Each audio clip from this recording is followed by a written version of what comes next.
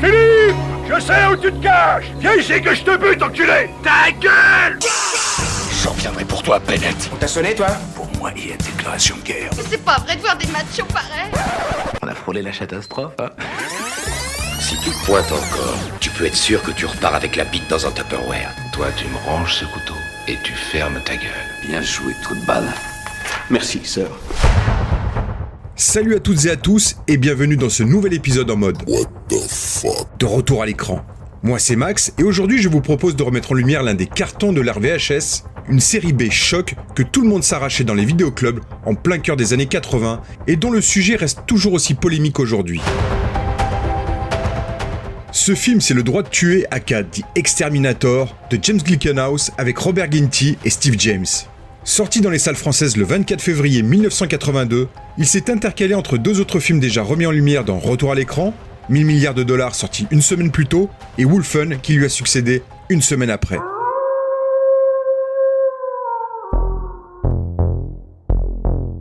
Alors pourquoi son sujet reste-t-il toujours aussi touchy, surtout aujourd'hui ? Parce que Le Droit de tuer appartient à un sous-genre bien particulier, le vigilante flick. Ces films d'action ultra-violents où un citoyen ordinaire, souvent poussé à bout par l'injustice et l'inefficacité du système, décide d'agir lui-même, quitte à franchir la ligne rouge entre vengeance et justice. Un thème qui encore aujourd'hui soulève des débats enflammés sur la légitimité de l'autodéfense et la glorification de la violence dans le cinéma. Pas vraiment de place donc pour la déconne dans cet épisode qui a pourtant toute sa place dans le format What the fuck et dans lequel je m'abstiendrai de défendre ou condamner le thème de l'autodéfense. Je me contenterai uniquement de contextualiser et de vous plonger dans les coulisses d'un film qui a marqué toute une génération de vidéoclubbers. Alors préparez-vous à replonger dans ce New York crasseux où les rues étaient plus dangereuses qu'un Black Friday chez Walmart.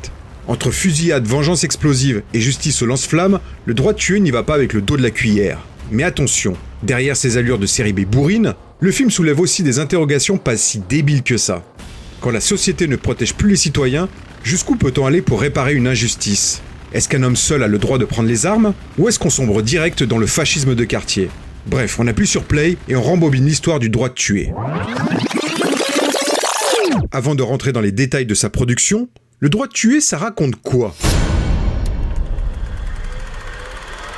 Le Droit de tuer, c'est l'histoire de John Eastland, un vétéran de la guerre du Vietnam qui, après avoir vu son meilleur ami se faire agresser violemment par une bande de voyous et devant faire face à une police impuissante, décide de faire justice lui-même en devenant un redresseur de tort impitoyable.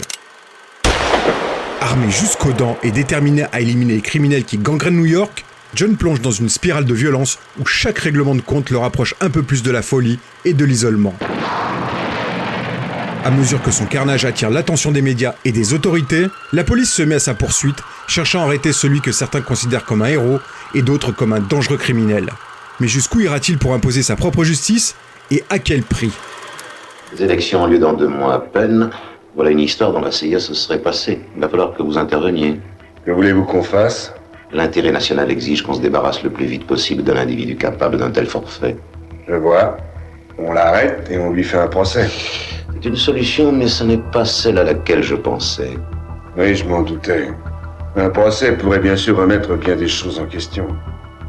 Je pense par exemple aux promesses électorales du président. Un gouvernement qui s'est avéré incapable de faire régner la loi et l'ordre pendant 4 ans se verrait difficilement offrir une seconde chance. Exact, et c'est la raison pour laquelle je vous demande d'intervenir. Avant de vous parler du film qui nous intéresse, un petit mot sur le fameux sous-genre auquel il appartient, le vigilante flick, pour contextualiser au mieux la production de tels films.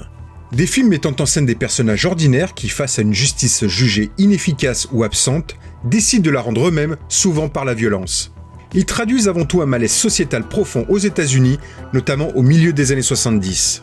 Cette période est marquée par un sentiment croissant d'insécurité, en particulier dans les grandes métropoles comme New York, Détroit ou Los Angeles. La population a alors le sentiment que la justice est défaillante, que la police est dépassée et que l'État ne parvient plus à garantir la sécurité de ses concitoyens. Un constat appuyé par ces 2 journalistes politiques. Les années 70, c'est vraiment la période la plus sombre de l'histoire de New York où la ville était malfamée, il y avait de la violence partout, il y avait des crimes partout, il y avait une crise économique très très profondément ancrée. Pour avoir une idée de ce à quoi New York ressemblait dans les années 70, il faut regarder Taxi Driver de Martin Scorsese, dans lequel Robert De Niro joue le rôle d'un chauffeur de taxi. Et dans ce film, on voit Robert De Niro sillonner les rues de New York et il sillonne des rues marquées par la présence de la prostitution, de la drogue. On voit des biens immobiliers particulièrement dégradés. Face à cette angoisse diffuse, une idéologie sécuritaire commence à s'installer dans l'opinion publique. Le cinéma d'exploitation, toujours prompt à capter l'air du temps pour engranger des profits, va s'engouffrer dans cette brèche avec un opportunisme certain. C'est ainsi que naît le vigilante flick, un sous-genre populaire, certes inégal sur le plan artistique, mais qui rencontre un succès fulgurant en salle et par la suite dans les vidéoclubs. Vas-y, allez, fais-moi plaisir. Si l'inspecteur Harry de Don Siegel, sorti en 1971, posait déjà la base du justicier solitaire confronté à une justice impuissante, c'est le carton surprise d'un justicier dans la ville en 1974 qui va véritablement ouvrir la boîte de Pandore. Hé, monsieur, t'aurais pas du feu? Oui. T'as rien d'autre? Fais voir ton pognon, mec. Viens le chercher. D'accord. Dans ce film emblématique de Michael Winner, le monolithique Charles Bronson incarne Paul Kersey, un homme ordinaire transformé en exécuteur sans pitié après l'agression brutale de sa famille. Le film fait scandale, tout en rencontrant un succès massif, posant les jalons d'un genre aussi controversé que lucratif. Le vigilante flick devient alors l'un des sous-genres les plus discutés du cinéma américain, alimenté par une myriade de productions opportunistes, souvent plus brutales que subtiles. Des producteurs peu scrupuleux multiplient les clones dans une course à la surenchère de violence parfois gratuite. Parmi ces succès d'année notables, on peut citer le bien nommé Vigilante de William Lustig en 1982, ou encore Philadelphia Security de Lewis Teague, qui pousse encore plus loin la logique de vengeance individuelle. Combien de temps allons-nous supporter qu'on nous agresse ? Combien de verrous allons-nous mettre à nos portes ? Nous n'avons plus de police, ni de procureur, ni de tribunal, ni de prison. Je veux dire que tout ça, c'est fini. Il y a 2 poids et 2 mesures. Maintenant, on est une statistique. Alors moi, je vous dis, quand on n'ose plus descendre acheter un paquet de cigarettes le soir, parce qu'on sait que la rue appartient aux loupards et aux voyous dès que la nuit tombe, et que les autorités ne peuvent pas nous protéger, voilà ce que je vous dis, les mecs. Vous avez une obligation morale, le droit de préserver vous-même vos vies. Vous pouvez fuir, vous pouvez vous cacher, ou essayer de vivre à nouveau comme des hommes. C'est notre Waterloo, mes amis. Si vous voulez retrouver votre ville, il faut la prendre. Compris ? La prendre ! Cette mise en contexte étant faite, on retourne au cœur des années 70 pour vous raconter comment le droit de tuer a vu le jour. À cette époque, James Glickenhaus est un jeune entrepreneur passionné de cinéma. Bien que ses affaires soient florissantes, il décide pourtant de vendre son entreprise de croisière pour financer son premier film. Il conclut alors un accord avec son futur beau-père, John Cameron, afin d'acquérir les droits de son roman The Astrologer et l'adapter au cinéma. We have a deal. Pendant 2 ans, Glickenhaus écrit seul le scénario et monte son projet sans aide extérieure avec un budget très restreint de $20 000. Grâce au soutien de ses amis, il parvient finalement à faire grimper le budget à $65 000, ce qui lui permet de terminer un film d'une durée d'1h20. Malheureusement, aucun distributeur ne souhaite acquérir le film. Glickenhaus décide alors de démarcher directement les drive-in du sud des États-Unis pour les convaincre de le projeter. Seuls quelques-uns acceptent, et il faut bien admettre que ces rares projections n'ont pas suscité un grand enthousiasme chez les spectateurs.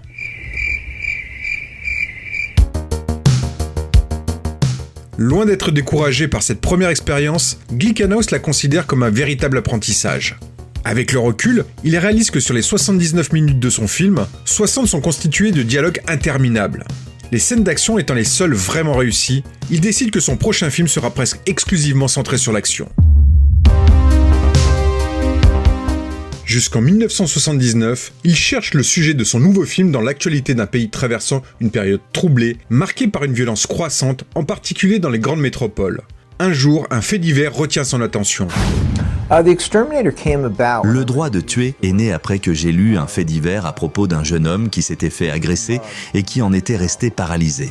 Et vous savez, on ressent de la rage face à ça. Mais ensuite, j'ai commencé à réfléchir. Oui, c'est dans le journal, tout le monde est en colère. On en parle à une soirée et c'est un événement qui dure un certain temps. Mais dans 1 mois, 1 an, 2 ans, ce type sera toujours paralysé. Et moi, je ne m'en souviendrai même plus. Alors j'ai commencé à me demander jusqu'où cette rage pourrait-elle mener quelqu'un. Le réalisateur souhaite également ancrer son film dans les répercussions psychologiques et sociales de la guerre du Vietnam sur les vétérans de l'armée américaine. Comment ces hommes vivent-ils leur retour dans un pays qui les accueille désormais avec indifférence, voire avec mépris ? Quels sentiments les habitent face à l'ingratitude d'une nation pour laquelle ils ont risqué leur vie ? Nombreux sont ceux qui, à leur retour, se heurtent à une société qui ne comprend ni leur souffrance ni leur colère. Rejetés, stigmatisés, parfois oubliés, ces anciens soldats se sentent trahis. Comme le fera quelques années plus tard le regretté Ted Kotcheff dans le premier Rambo, le film explore ainsi ses ressentiments profonds, la frustration, la rage, mais aussi le désespoir d'hommes dépossédés de leur honneur et de leur place dans la société. Bon, au-delà de ses bonnes intentions, on peut quand même soupçonner Glickenhaus de vouloir profiter du succès des films d'autodéfense qui pullulent depuis le carton du premier opus des aventures du justicier, incarné par Bronson. Même si le réalisateur s'en défend. Bien sûr, j'étais conscient de l'existence d'un justicier dans la ville, mais j'ai délibérément choisi de ne pas le regarder à l'époque. Je ne l'ai vu que des années plus tard, après avoir réalisé Le droit de tuer, car je ne voulais pas être influencé par ce film. Pour moi, ce genre de film ne commence pas avec un justicier dans la ville. Il remonte au western. C'était des histoires de types qui arrivent dans une ville, cherchent juste à manger quelque chose, boire un verre de whisky, dormir dans un lit, prendre un bain, puis repartir. Mais on ne les laisse pas tranquilles. Ils se retrouvent, malgré eux, impliqués dans quelque chose de compliqué. Et parce que ce sont des êtres humains, avec un vrai sens moral, qu'ils finissent par faire ce qui est juste.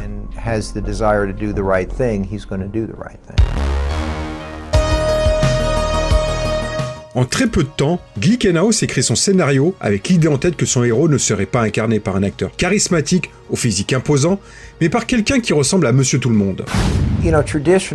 Traditionnellement, les films d'action faisaient appel à quelqu'un comme Bronson ou Stallone. Des acteurs au caractère bien trempé, des choix très évidents. Moi, je voulais faire l'inverse. Je voulais trouver quelqu'un qui n'était pas forcément musclé, qui n'était pas un héros d'action, qui se faisait même tabasser à quelques reprises au début du film, et qui était simplement une personne ordinaire qui, poussé à bout, devenait un héros malgré lui.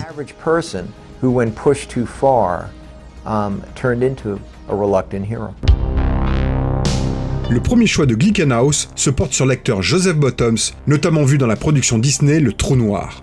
Mais Bottoms demande un cachet trop élevé pour ce qui reste un petit film de série B.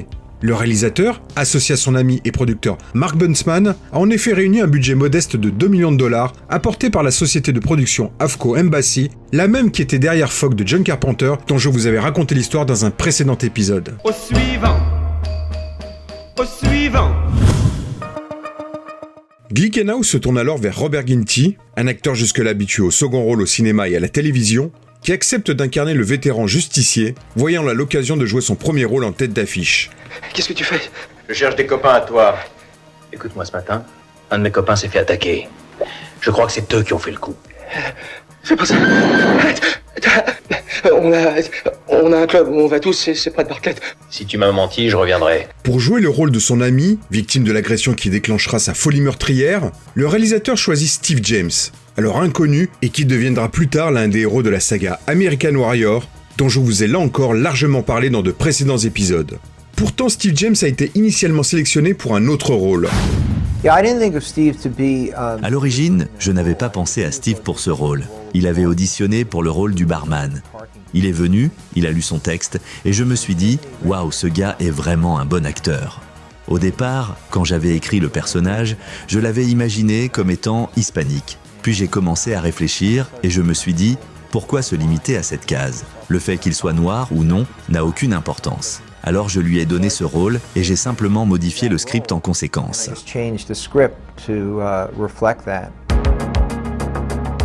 Pour compléter le casting, Glickenhaus fait appel à Christopher George, un acteur vu précédemment dans un nombre conséquent de films de guerre et westerns de série B. Il fait appel aussi à Samantha Eggar, qui sort à ce moment à peine du tournage de Chromosome 3 de David Cronenberg. Je peux savoir pourquoi la CIA s'intéresse à cette affaire? Nous y intéressons parce qu'en cette période plutôt délicate, c'est-à-dire 2 mois avant les élections, l'exterminateur a réussi à ranimer un certain nombre de vieux griefs contre le pouvoir en place et contre tout notre système judiciaire. Il pourrait s'agir d'un agent au service d'un parti d'opposition, ou peut-être même d'une puissance étrangère. Je peux savoir ce que vous en pensez? Je pense que vous devriez aller aux chiottes. Je vois la merde qui vous pend aux lèvres et ça me dégoûte.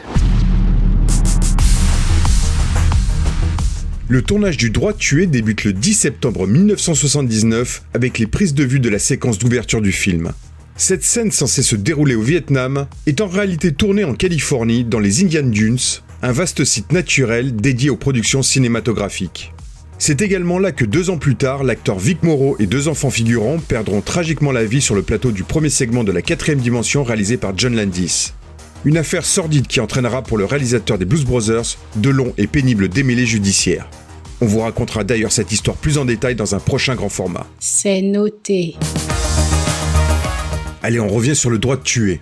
Le réalisateur James Glickenhaus veut que la séquence d'introduction de son film soit marquante et spectaculaire.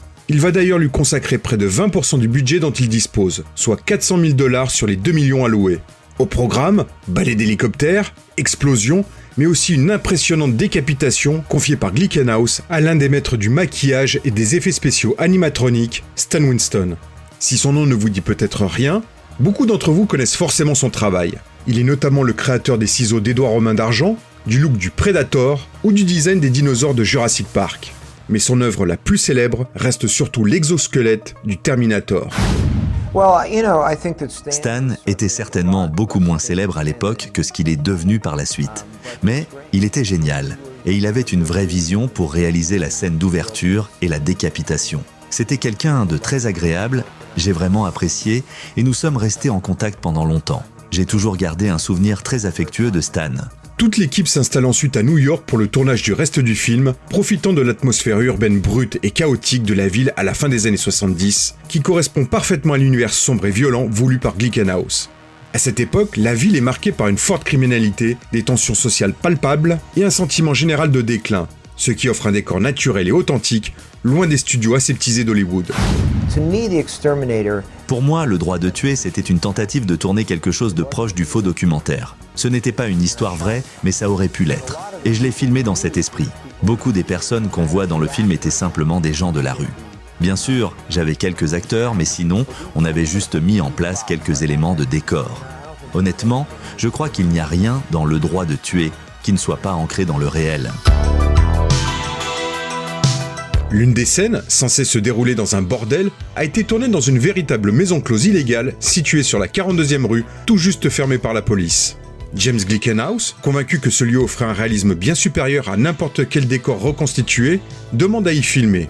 Il finit par obtenir l'autorisation et la scène y est effectivement tournée.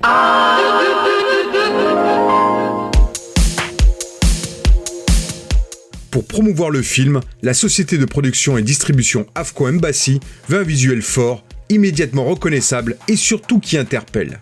À l'époque, on ne misait pas sur des campagnes numériques ou des bandes annonces virales, tout reposait sur l'affiche, placardé sur les murs, les abribus et surtout devant les cinémas. Il propose donc à Glickenhaus une image mystérieuse et percutante. Celle du héros casqué, anonyme, menaçant, habillé en noir, tenant un lance-flamme. Un visuel trompeur car le héros n'utilise un lance-flamme que dans une seule scène pour intimider un voyou attaché et le faire parler.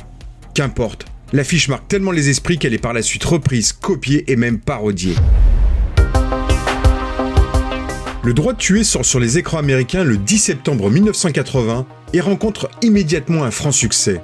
Dès les premières semaines, le bouche à oreille fonctionne à plein régime et c'est surtout l'affiche du film avec ce mystérieux homme masqué brandissant un lance-flamme qui intrigue et attire les curieux en masse.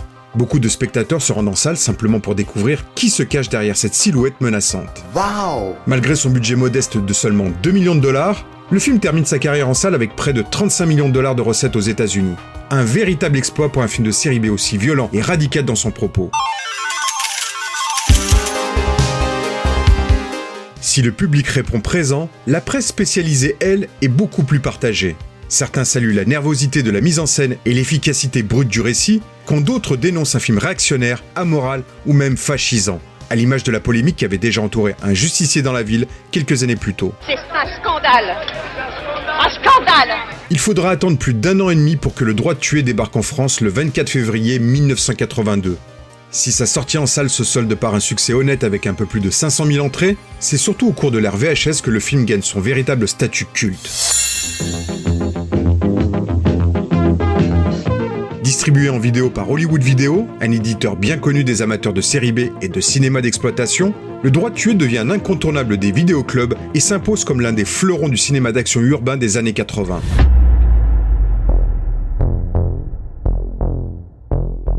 Le thème de l'autodéfense et la violence sont les éléments les plus marquants et controversés du droit de tuer.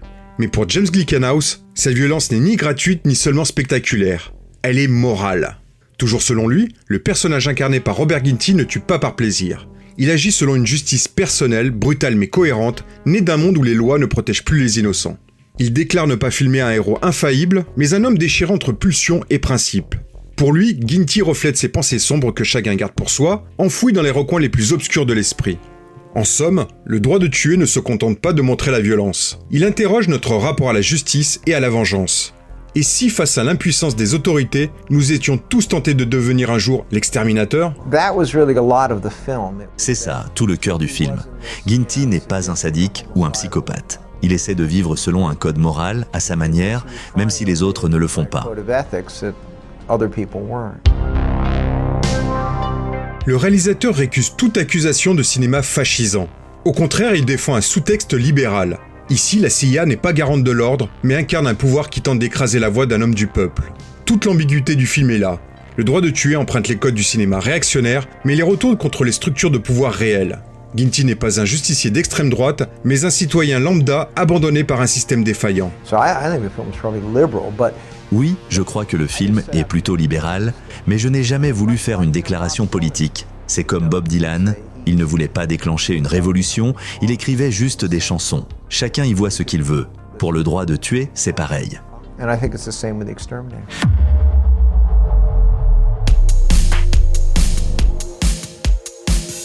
4 ans après la sortie du droit de tuer, les inénarrables cousins Menahem Golan et Yoram Globus, patrons du mythique studio de la Canon, dont je vous ai longuement raconté l'incroyable histoire dans 3 épisodes précédents, cherchent à en racheter les droits afin d'en produire la suite.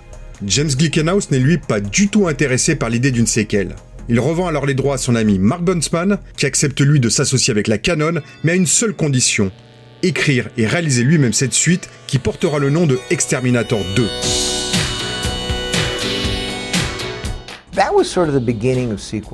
C'était à l'époque où les suites de films commençaient vraiment à émerger, et ça ne m'intéressait absolument pas. Pour moi, le droit de tuer racontait une histoire qui avait une vraie raison d'exister, un vrai propos. Exterminator 2, ce n'était pas vraiment une histoire, c'était juste une entreprise commerciale. Donc, ça ne m'intéressait pas du tout. J'ai donc vendu les droits de mon film à Mark, et il est parti faire son film. Je n'ai eu aucun lien avec ce projet, ni même le moindre intérêt.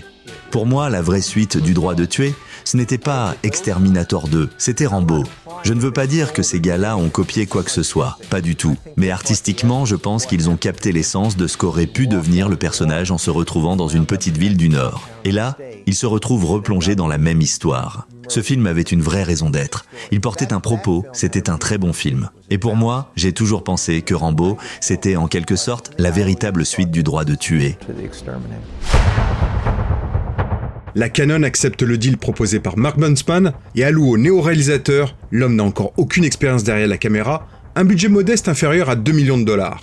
On retrouve ainsi l'exterminateur, toujours incarné par Robert Ginty, prêt à arpenter une nouvelle fois les rues de New York pour faire le ménage. Exterminator 2 sort dans les salles américaines le 14 septembre 1984. Mais le public, cette fois-ci, ne se rue pas dans les salles, le film récoltant moins de 4 millions de dollars au box-office. En France, il sort en novembre 1985 dans une version légèrement plus longue et plus violente, mais passe là aussi totalement inaperçu. Pourtant, Exterminator 2 connaîtra par la suite un véritable carton en VHS, tant en France qu'aux États-Unis, devenant rapidement un classique de vidéoclub. Si vous voulez en savoir plus sur cette suite un peu oubliée, je vous invite à écouter la 3e partie de l'incroyable histoire de la Canon, où je reviens longuement sur les coulisses de ce film. Le droit de tuer, tout comme sa suite, ne sont disponibles sur aucune plateforme. Pour les voir, il existe heureusement pour chacun d'eux une édition Blu-ray. Voilà, c'est fini. Voilà, c'était Max pour le droit de tuer. On se retrouve très vite pour un nouveau retour sur les coulisses d'un film. En attendant, tous nos précédents épisodes sont toujours disponibles sur notre site retouralécran.fr, sur YouTube et sur les meilleures plateformes de podcast et de streaming musical. À bientôt. Si je devais résumer ma vie aujourd'hui avec vous, je dirais que c'est d'abord des rencontres. C'est vrai que je ne vis que pour le cinéma. Pour être aimé, il faut être aimable. Vous voulez un chocolat? C'était pas ma guerre. Back in full force. Quelle est votre devise? Je m'appelle Bond. James Bond. Vous délirez totalement là. C'est ça qui permet de voyager à travers le temps. La vie a plus d'imagination que nous. J'espère que je ne vous apprends rien. Vous êtes un mélancolique. Mélancolique, mon cul.